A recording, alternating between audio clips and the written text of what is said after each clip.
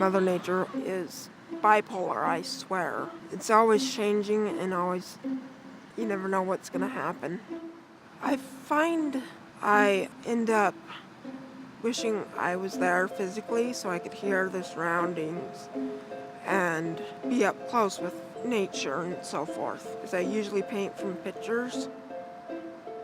When I was 7 or 8 years old, I began to paint. One of my favorite classes has always been art. I remember going into surgery on my mom's birthday and how I thought it was the worst gift I could ever give her. And she's like, no, it's the best one because it would save my life.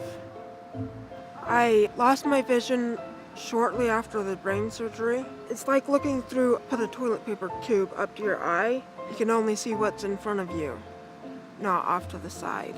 I also find it helpful in ways because I can focus more on what's going on in front of me. I won't get as distracted as easily. The way creativity works for me is kind of combining nature and imagination.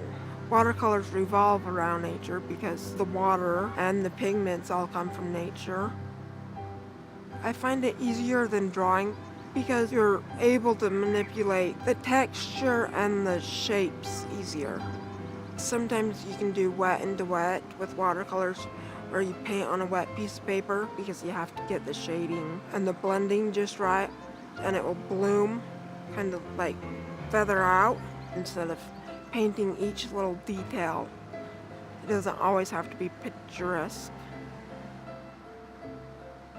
And I love the fact that you can paint with different things such as pine cones, leaves, or even feathers.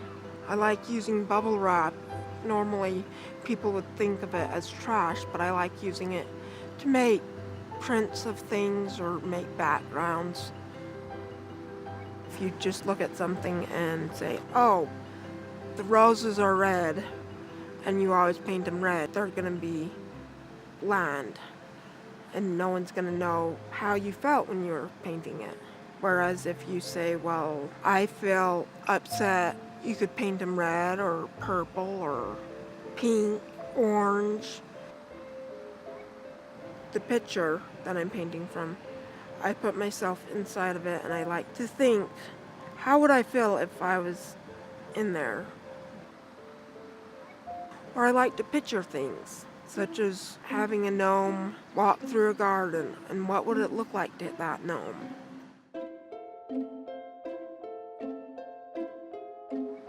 Too many times have people grown-ups, I find, have a harder time connecting with their imagination or just messing around with paint, for that fact. Be a kid. I find it a great way to make a mess and paint.